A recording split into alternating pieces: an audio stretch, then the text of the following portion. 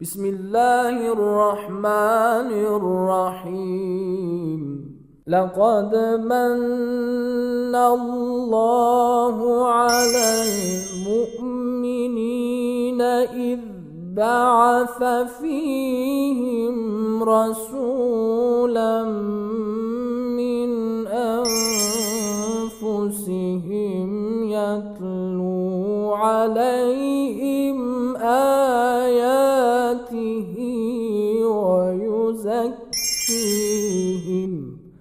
يتلو عليهم آياته ويزكيهم ويعلمهم الكتاب والحكمة وإن كانوا من قبل لفي ضلال مبين.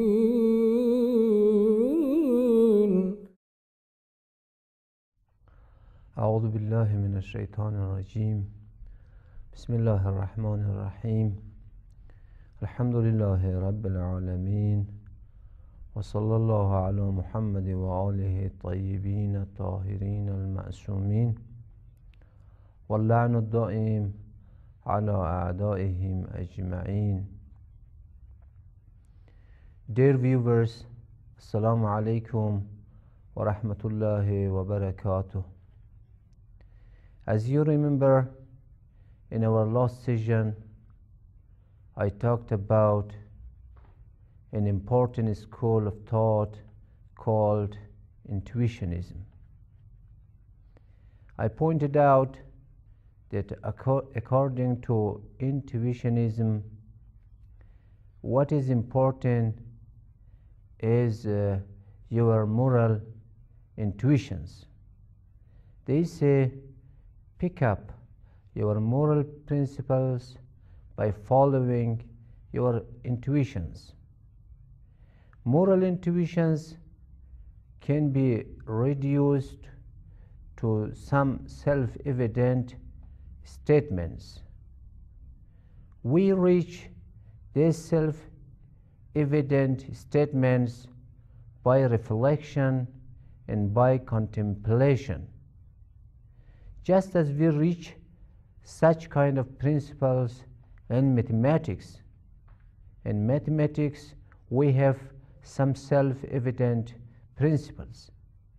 We reach these principles, we grasp these principles through contemplation and through a reflective attempt.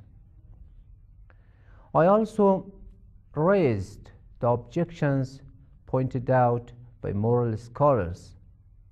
I said that this school of thought is not acceptable because it is based on a comparison between morality on the one hand and mathematics on the other.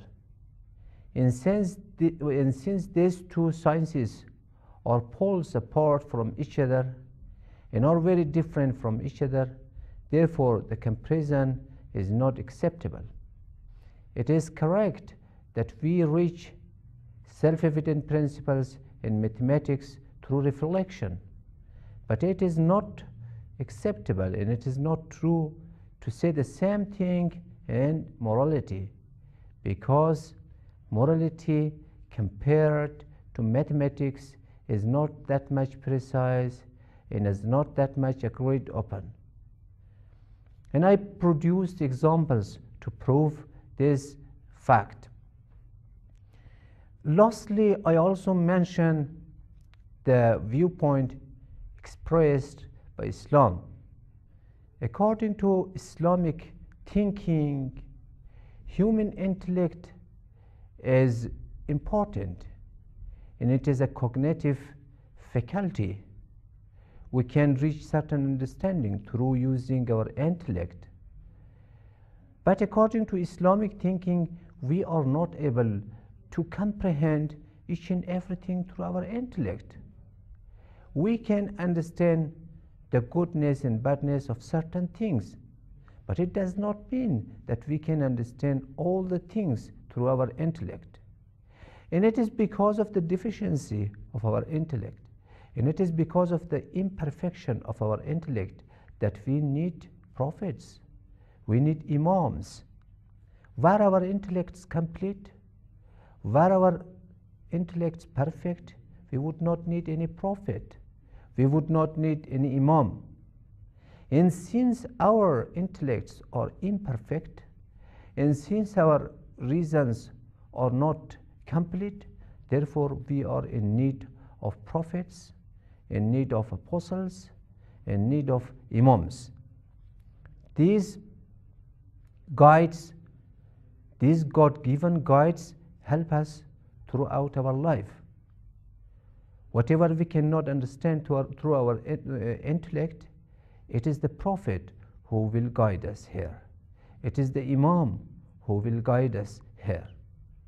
So based on these objections and based on these criticisms, we rejected intuitionism, though we confessed that there are certain truths and certain positive points in this school of thought. In this session, I will be introducing a new school of thought. In this school of thought is nothing but emotivism. What is emotivism? Is this term a new term to you? Is this school of thought a new school of thought to you?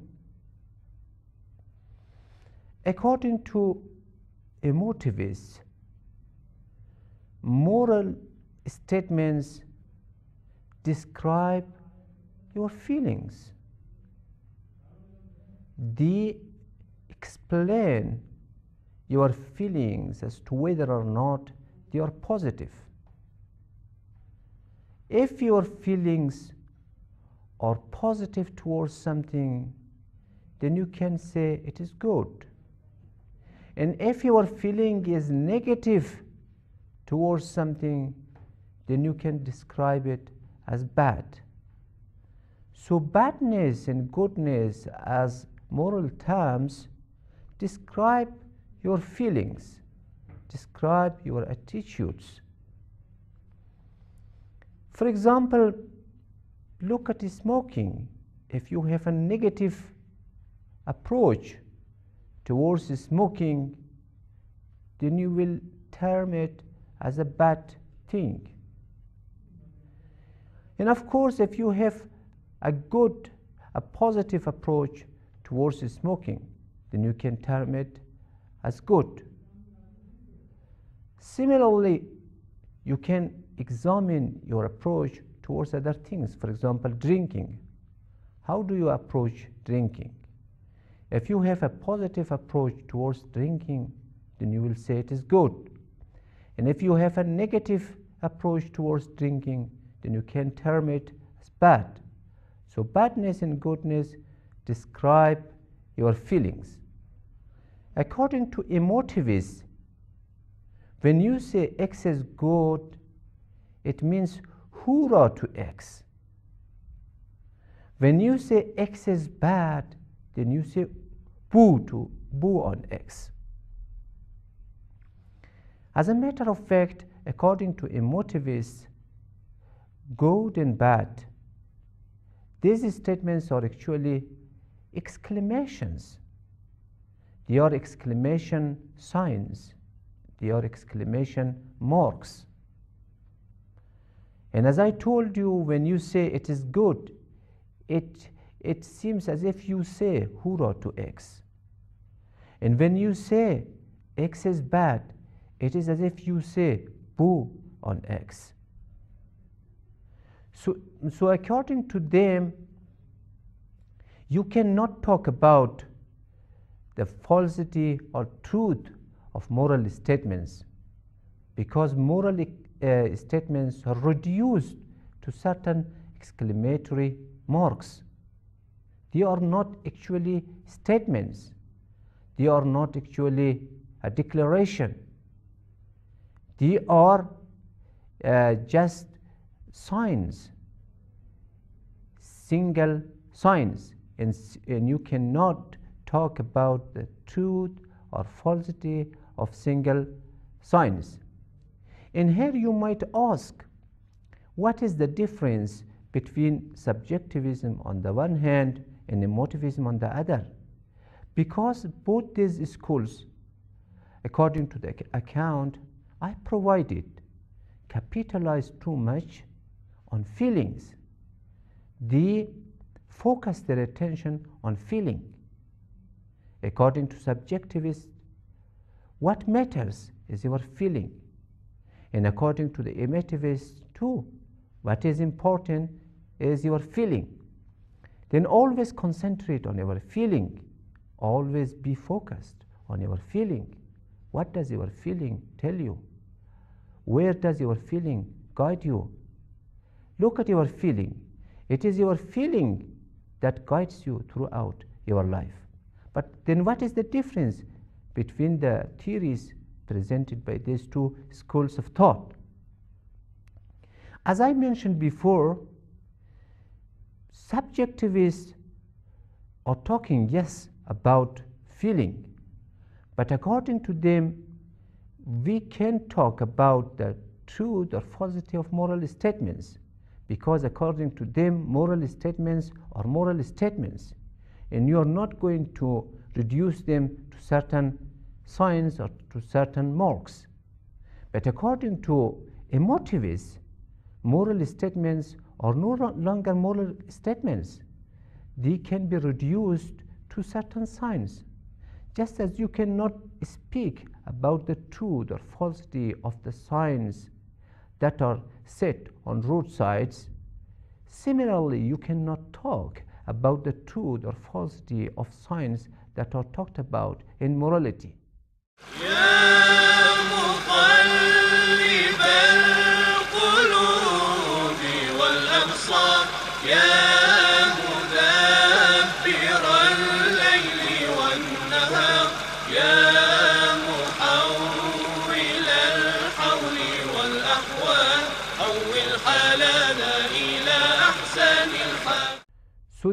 So these are the single signs, and you cannot talk about the truth and falsity.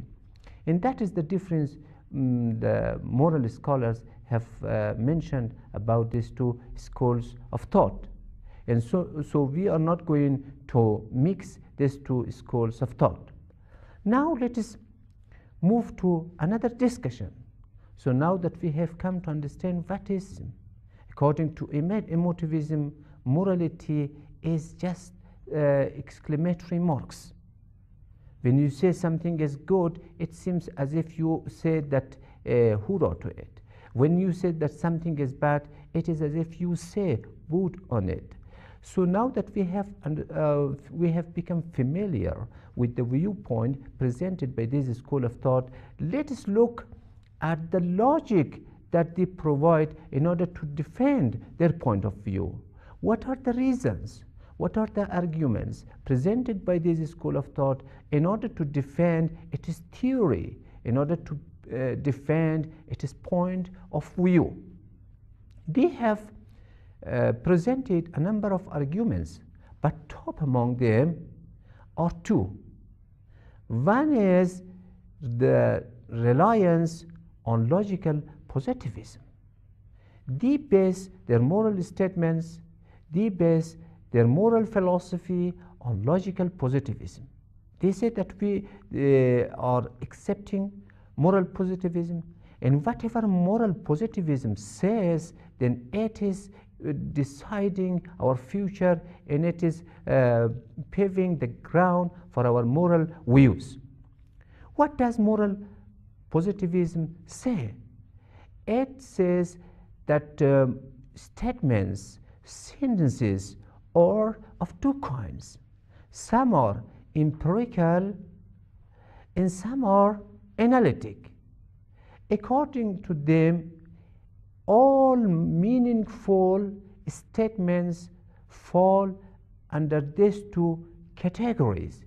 They are either analytic or empirical. If they are empirical, then they are meaningful. And if they are analytic, then again they are meaningful. But what is an empirical statement? An empirical statement is a statement that is testable. You can test it, you can prove it, or you can disprove it. You can confirm it, you can also falsify it. An empirical statement is a statement that can be testified, that can be proved, and that can be disproved. These are the qualities of an empirical statement. For example, somebody comes from outside telling us that it is raining outside. It is, of course, an empirical statement because you are able to prove or disprove it.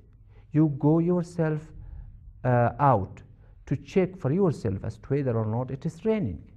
If it were raining, then you would say, yes, it is true. And if it were not raining, then you would say it is false. So you are able to prove or disprove the content of an empirical statement. But as far as analytic statements are concerned, these are also very important. For example, when I say all bachelors are unmarried, so here I have made use of an analytic statement. Analytic statements are based on definition.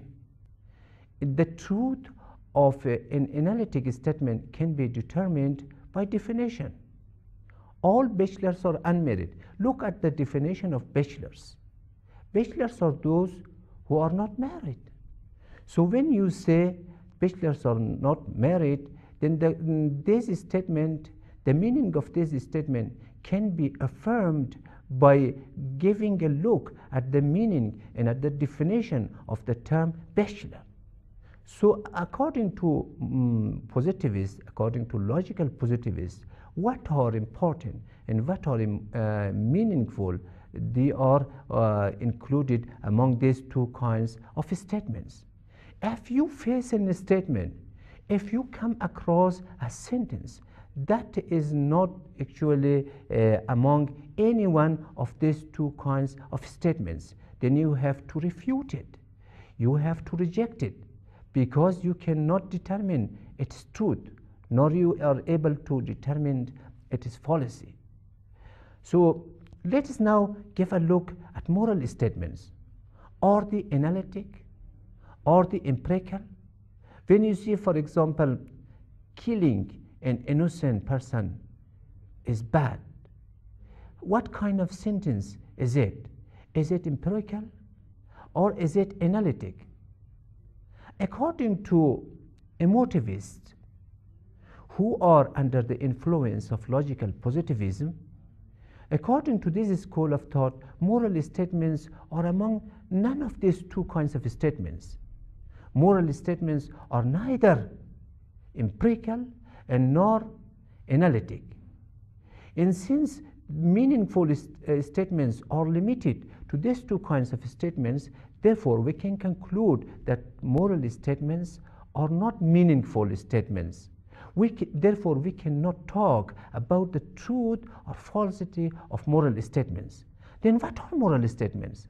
How should we deal with moral statements? How should we approach moral statements? According to emotivists, we should approach this kind of statements as exclamations. And by approaching to these statements as exclamations and as exclamatory marks, then we are able to understand moral statements. We are able to comprehend moral statements. So this is the philosophy they have provided for this school of thought. Of course, they have also presented another logic and another reasoning to defend their point of view. They have said that our school of thought provides a theory. It presents a theory that is in accordance with the standards of scientific standards. It is in accordance with scientific standards. What are the scientific standards?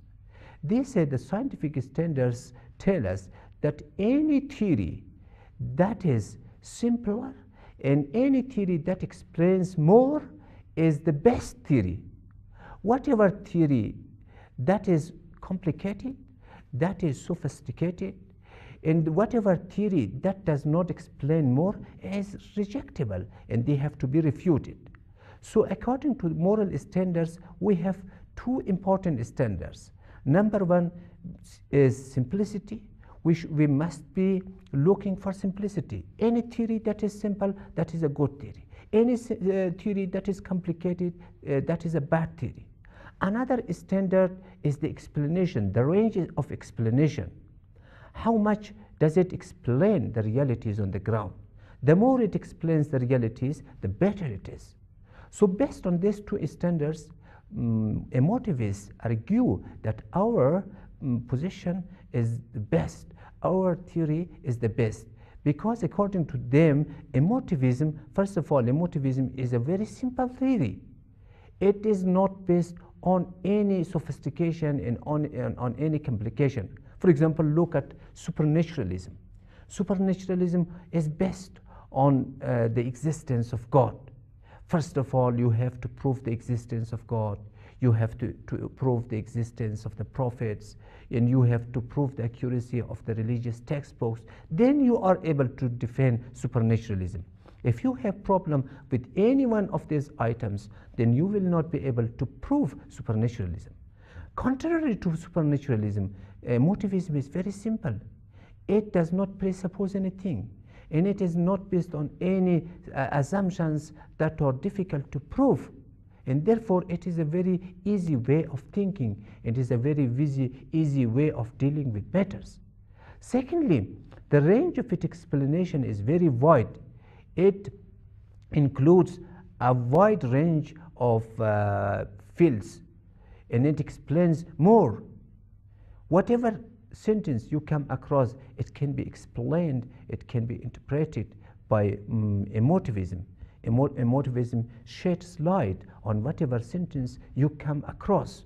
For example, if somebody tells killing innocent is bad, then according to emotivists, it is a moral statement because it describes the feeling of its speaker. It tells that according to the speaker, we must say hoorah to such kind of things.